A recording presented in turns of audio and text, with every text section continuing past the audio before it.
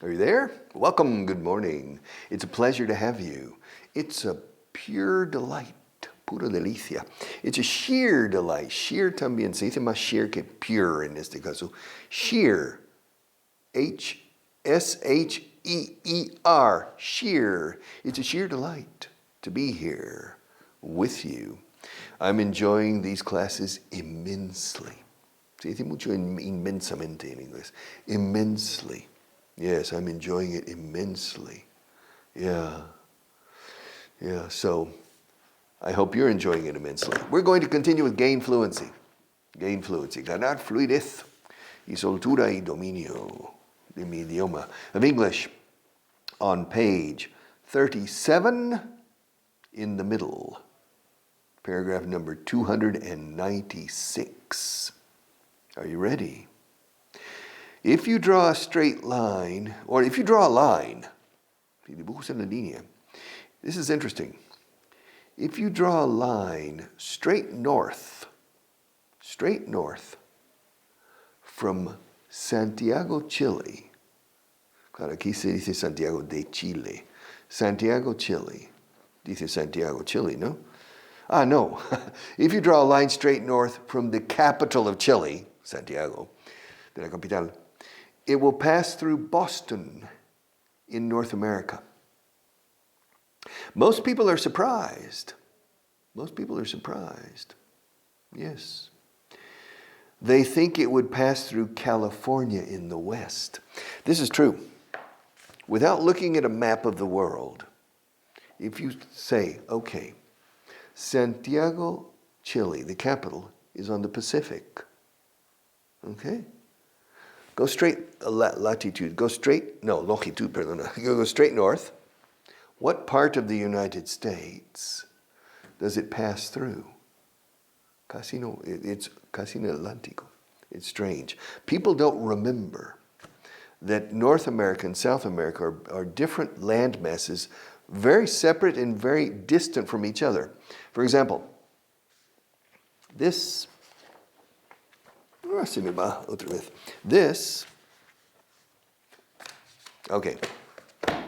South America, okay? This is Colombia, Chile, Argentina, Brazil, and this is North America. And this is Central America, más o menos así, but Texas, like that. Okay, so more or less. Okay. And this is Panama, Mexico, etc. Your straight line, Boston. Because most people think Pacific, and they think it's like that. It's not. There's a big difference. And so it's a trick. If you want to play a trick on somebody, you say, okay, if you go straight north from Chile, the capital of Chile, what part of the United States do you pass through? Most people say the west or the center of the United States, and no. You don't even enter. You hardly enter. Casi no tocas. It's in the Atlántico. Yeah, it goes up. And so it's a surprise. People don't believe you. I don't believe you. And you show them. All right. So, déjame otra vez. Where are we? Learning geography today. So, if you draw a line, if you draw, si dibujas una línea, if you draw a line, straight north, straight, not crooked. Crooked, no, straight. Torcido is crooked. Crooked, ed, crooked. If you draw a line straight north from the capital of Chile, it will pass through Boston in North America. Most people are surprised. La mayoría de la gente se sorprende con esto, o está sorprendida. Most people are surprised. Yes. They think it would pass. Piensen que pasaría por. They think it would, condicional, que pasaría.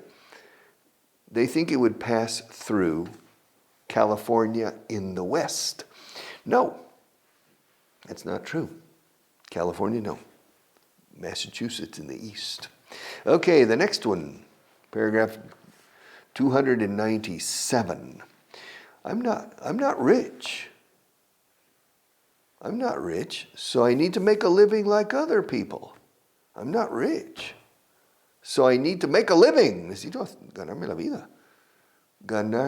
Hacer una vida, decimos, to make a living. To earn a living, también se dice. To make a living, to earn a living, to make a living. I'm not rich, so I need to make a living like everyone else, como todos los demás, ¿no? Like other people, como otra gente. I need to make a living like other people. Just because I'm well known doesn't mean I have a lot of money. Just because I'm well known, simplemente porque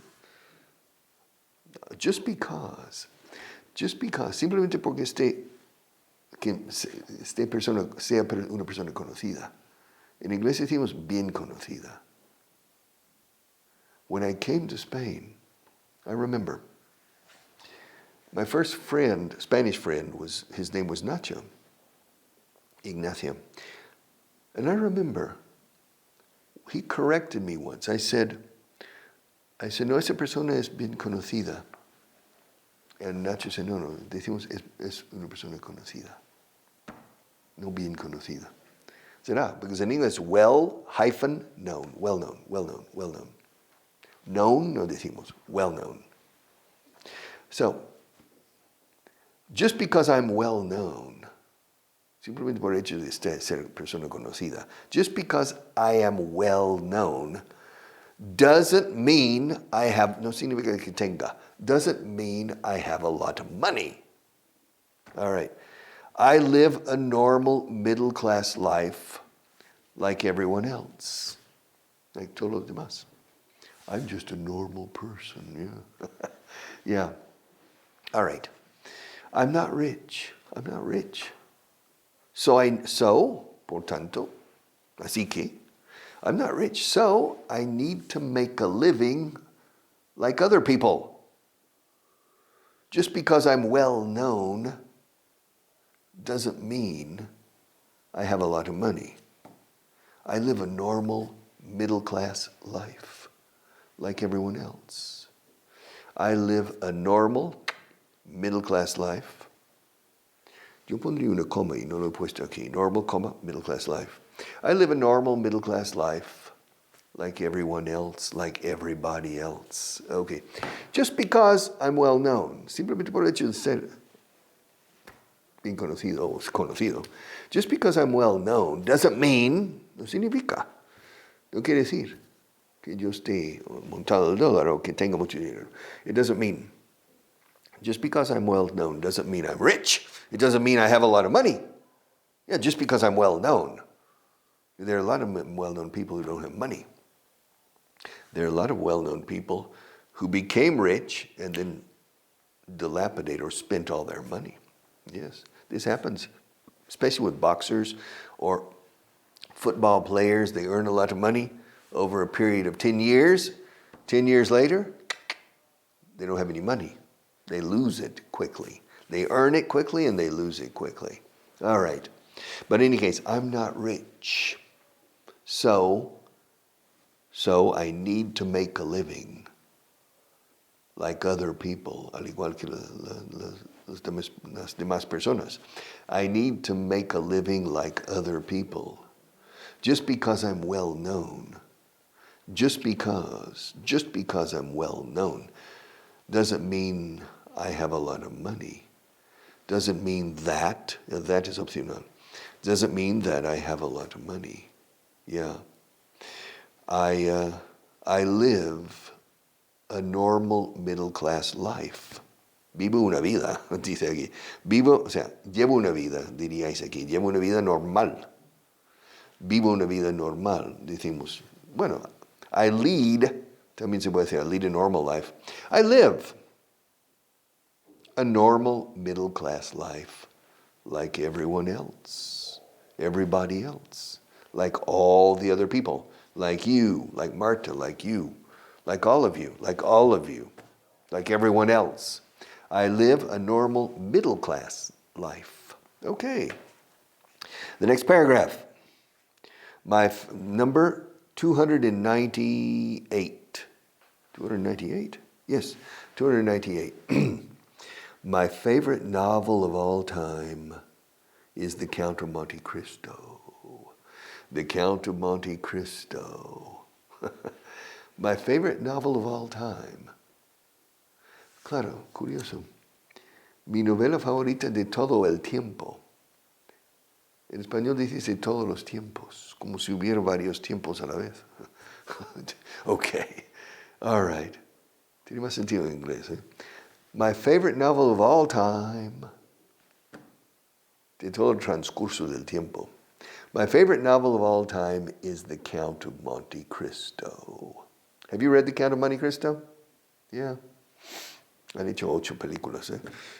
Versiones. The Count of Monte Cristo. Yeah. But I read it. Donde he perdido el hilo. I read it when I was 19 years old. Okay? I was much more impressionable then. I might not consider it my favorite today. Now I might not consider it my favorite. Now,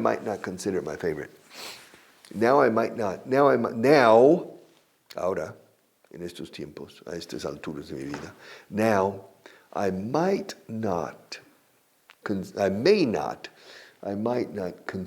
it my favorite. Yeah, because now I'm less impressionable than when I was 19, impresionable, than when I was 19. My favorite novel of all time is The Count, El Conde de Monte Cristo, The Count of Monte Cristo, The Count of Monte Cristo. But I read it when I was 19 years old. I was much more impressionable then. En aquel entonces. I was mucho más. I was much more impressionable then. Now, I might not consider it my favorite. Yeah. The Count of Monte Cristo, I remember, I love that book. I started reading, I said, the first page grabbed me. The next, it's a page turner. It's a page turner, eso no que no puedes dejar. I was reading it. It's big. I mean, we're talking 400 pages perhaps. It's a big book. And I read it. I devoured that book. And then I read The Three Musketeers. Yeah, The Tres Mosqueteros, with D'Artagnan and all. I read The Three Musketeers, which really are 4 musketeers, not 3. Yeah, Athos, Porthos, and Aramis, and D'Artagnan. The Three Musketeers and Milady, and Louis XIII, and Richelieu. Yeah, the Cardinal Richelieu. Again, they've made 10 movies about the, so it's interesting that Alexander Dumas was a bestseller from the 19th century. He's not considered a great novelist from the purist point of view, but he managed to sell a lot of novels. They say, rumors say, las malas lenguas dicen, que usaba negros, se dice negros aquí. We say ghost writers, escritores fantasma, that he didn't write these books. He provided the outline, el esquema, el bosquejo, el esbozo. He provided the croquis, he provided the outline, todo junto, outline of the book, and he hired ghostwriters to write it. I'm not so sure. I don't think I believe that, because it's very well written, and the suspense is very good. So I think Dumas wrote it, and the Three Musketeers as well. Okay, my favorite novel of all time is The Count of Monte Cristo, but I read it when I was 19 years old. I was much more impressionable then. Now I might not consider it my favorite, mi preferido, o preferida, la novela. My favorite novel of all time? To tell you the truth, my favorite novel of all time is The Brothers Karamazov. In Spanish, Los Hermanos Karamazov, o algo así.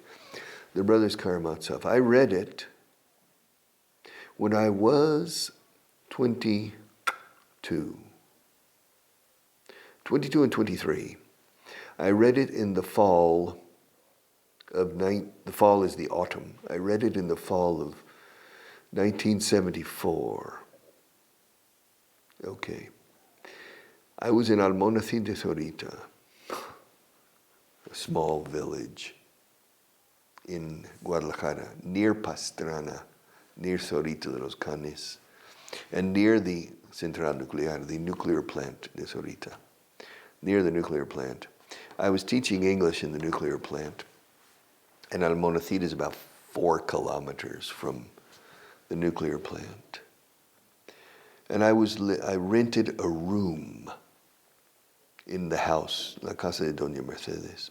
Yeah. And she was the abuela, she was the grandmother, and she was a widow, viuda.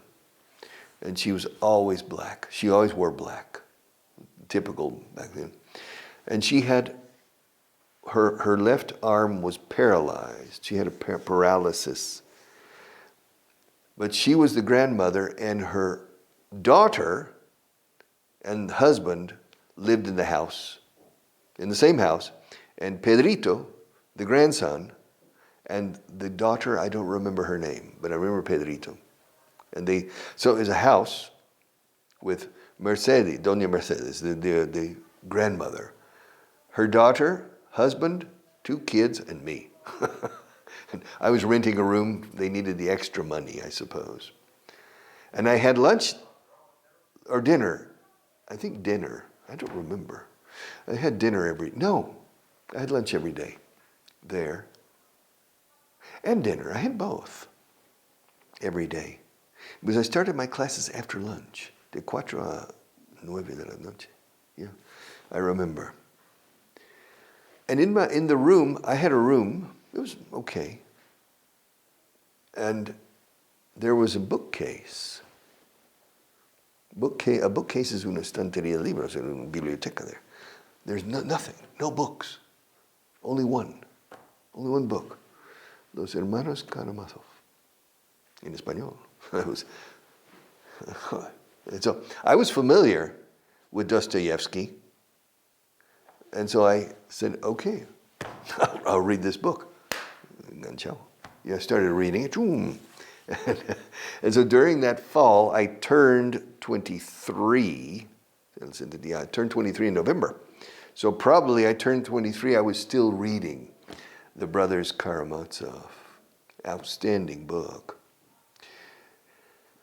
Now, would I consider it outstanding today? Well, many critics consider Fyodor Dostoevsky, as one of the greatest novelists of all time, de todos los tiempos, and the greatest novelists of all time. And they consider Cervantes, Flaubert, or Balzac, Dostoevsky, Tolstoy, Charles Dickens, Herman Melville, Moby Dick, or something, Ernest Hemingway, a few others. I mean, the top 20. But some critics consider Dostoevsky the greatest novelist of all time because of the psychological element in his novels, human psychology, and the question of religion and belief and faith and the dilemmas and things. And his books are very, very, very, very interesting. The characterization. I was impressed with that book. And then I read Crime and Punishment, Crimen y Castigo. And I read Notes from the Underground. So I read 2 other books by Dostoevsky. But I never read Tolstoy. Of course, Tolstoy's 2 greatest novels are War and Peace, Guerra y Paz, and Anna Karenina. And I never read either of them. I was a Dostoevsky fan, but I didn't give Tolstoy the opportunity. Then, about 10 years ago, I decided to read War and Peace. I made the decision. I said, I have to read this. I have to read something by Tolstoy before I die. Okay.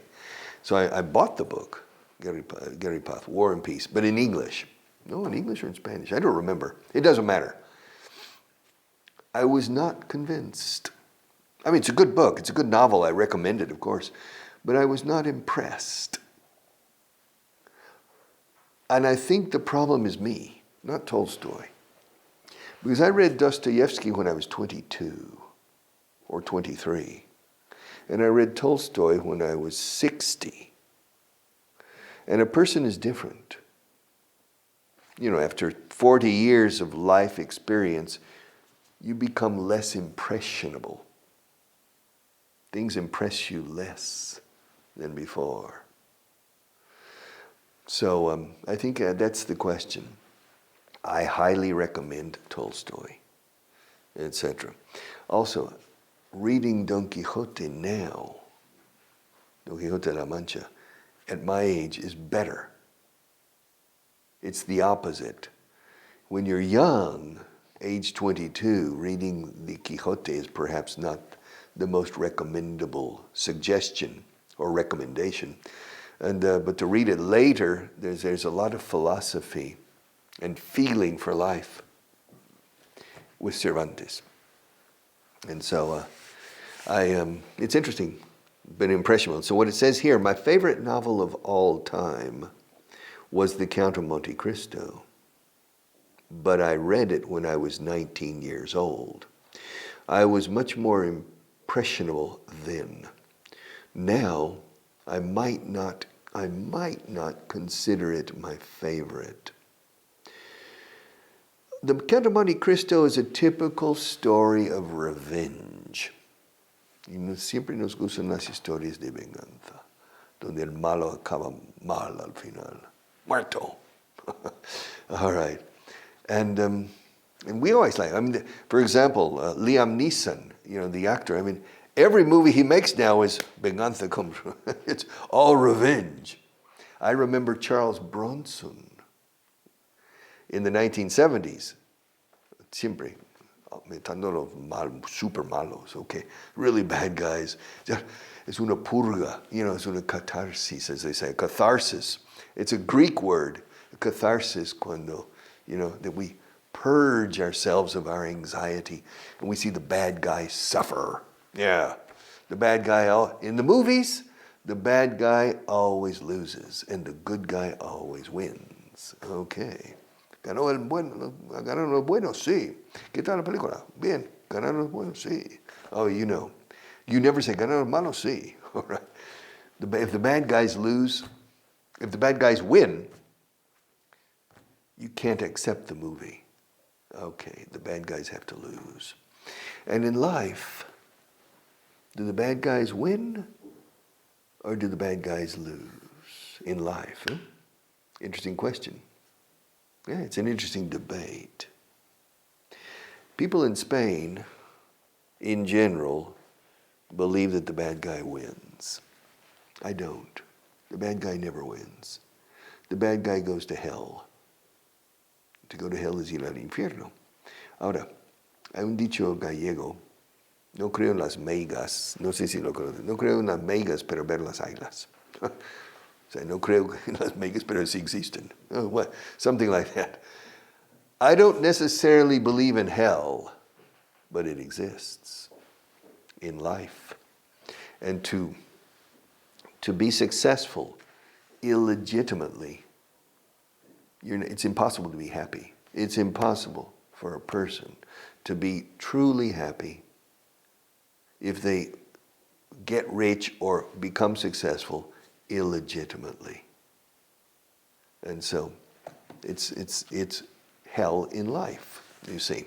So always legitimately, and you'll be happy. So, my favorite novel. Okay, well, I think we have time for one more paragraph perhaps.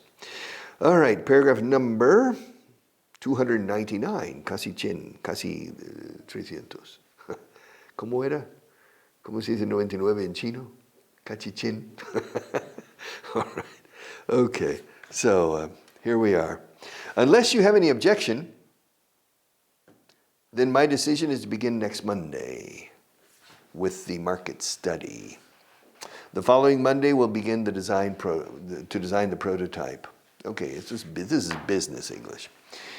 Unless you, ustedes, a no ser que tengan objeción, unless you have any objection. Aquí es en singular, yo casi lo pondría en plural, any objections. A no ser que tengan any objeciones. Unless you have any objection, unless you have any objection, then, entonces, my decision, mi decisión, aquí mando yo. My decision is to begin next Monday with the market study.